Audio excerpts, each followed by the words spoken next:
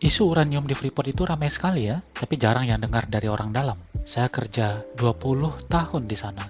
Freeport, Indonesia. Tambang ini sering disebut-sebut sebagai tambang emas terbesar di dunia, tapi juga sering jadi sumber kontroversi. Mulai dari soal lingkungan, politik nasional, politik internasional, sampai isu yang paling sering muncul. Katanya ada uranium di sana. Di video ini akan kita bahas semuanya pelan-pelan, tanpa teori konspirasi, tapi pakai fakta dan data. Perusahaan Freeport Indonesia, bagian dari Freeport McMoran Copper and Gold, berlokasi di Mimika, Papua Tengah, Indonesia. Daerahnya berada di pegunungan tinggi, aksesnya sulit, medannya ekstrim. Makanya dulu wilayah ini hampir tidak tersentuh aktivitas industri. Sejarahnya, semua bermula di tahun 1936.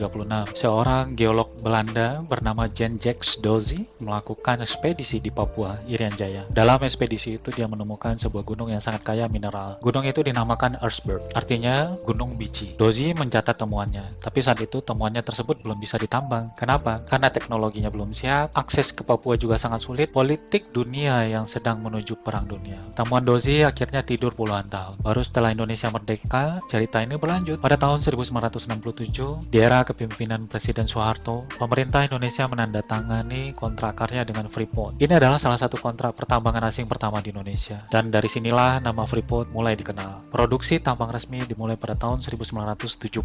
Awalnya fokus pada Erzberg atau gunung biji. Tapi ternyata Erzberg bukan cadangan terbesar. Pada tahun 1988 ditemukan cadangan yang jauh lebih besar, namanya Grasberg. Temuan ini mengubah segalanya. Grasberg ternyata menyimpan emas dan tembaga dalam jumlah mineral yang luar biasa, bahkan disebut sebagai salah satu cadangan emas terbesar di dunia. Sejak saat itu, Freeport menjadi sorotan internasional. Tambang Grasberg awalnya ditambang secara terbuka atau open pit. Lubangnya sangat besar, bisa dilihat bahkan dari citra satelit. Itu sudah umum untuk semua tambang, prosesnya demikian. Tapi karena cadangan makin dalam, metode tambang pun berubah. Sekarang Freeport fokus ke tambang bawah tanah atau underground. Skalanya tetap raksasa, teknologinya sangat-sangat kompleks dan modern. Dari sisi ekonomi, kontribusi Freeport itu sangat besar. Freeport menyumbang pendapatan negara dari pajak dan royalti, menyerap puluhan ribu tenaga kerja, hampir 30 ribu tenaga kerja, baik lokal Papua ataupun dari luar Papua dan bahkan kerja dari luar negeri. Dan juga ada persyaratan khusus, minimal 30% wajib karyawan Papua, yang mana sekarang diwajibkan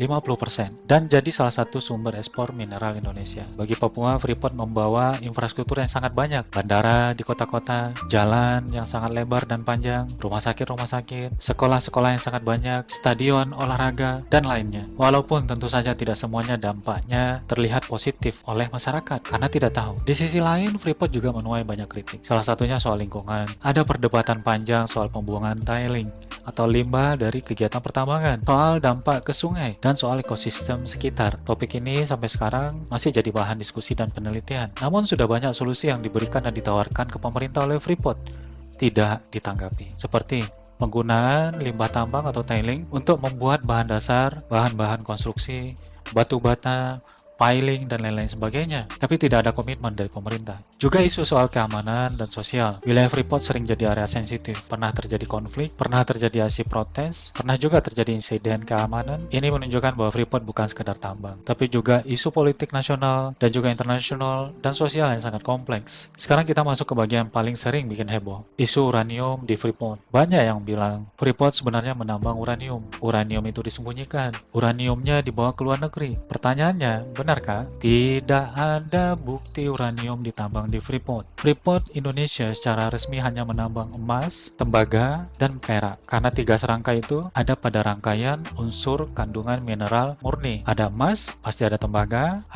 pasti ada perak. Dan tidak ada uranium sebagai komoditas tambang Freeport. Pihak Freeport sendiri sudah berkali-kali membantah dan menjelaskan isu ini. Bukan cuma Freeport, Badan Pengawas Nuklir Indonesia juga menyatakan hal yang sama. Tidak ada aktivitas penambangan uranium di wilayah Freeport. Tidak pernah ada izin untuk itu. Tidak juga ada fasilitas, bangunan, penunjang kegiatan itu. Dan tidak ada produksi. Lalu kenapa isu uranium ini bisa muncul? Karena dalam dunia geologi, jejak unsur radioaktif bisa saja ada secara alami. Tapi itu sangat-sangat kecil kemungkinannya. Dan juga tidak ekonomis dan tidak layak untuk ditambang. Ini berbeda jauh dengan tambang uranium yang benar-benar sungguhan. Karena apa? Tambang uranium itu butuh izin khusus, pengawasan ketat, fasilitas pemprosesan juga sangat khusus. host, refinery, mining, dan juga sistem keamanan dari radiasi. Itu yang terpenting, keamanan dan keselamatan ketiga untuk manusianya. Dan semua itu tidak ada di Freeport. Kalau benar ada uranium ditambang, pasti akan terdeteksi secara internasional. Dan sampai sekarang tidak pernah terjadi. Jadi kesimpulannya jelas, isu uranium di Freeport adalah hoax dan misinformasi, dan sebagai bahan untuk mencari kepopuleran, baik secara politik dan lainnya. Bukan fakta, bukan rahasia yang disembunyikan, tapi rumor yang terus diulang. Saat ini, mayoritas saham Freeport sudah dimiliki oleh pemerintah Indonesia, dan operasinya berjalan setidaknya sampai tahun 2041 sesuai kontrak yang berjalan. Freeport punya dampak yang sangat besar bagi ekonomi, tapi juga menyisakan kontroversi lingkungan dan sosial. Dan soal uranium, jawabannya tegas. Tidak ada uranium di tambang Freeport. Jadi sebelum percaya rumor, pastikan cek fakta, bertanya. Jangan menjadi kata dalam tempurung, karena tidak semua yang viral itu benar, dan tidak semua yang sering diulang itu fakta. Tapi jarang yang dengar dari orang dalam. Saya kerja 20 tahun di sana. Kalau memang ada uranium, paparan radiasinya mustahil tidak kerasa. Alhamdulillah, sampai saat ini saya masih sehat, tidak ada cacat fisik ataupun non-fisik. Saya punya istri, saya punya keturunan.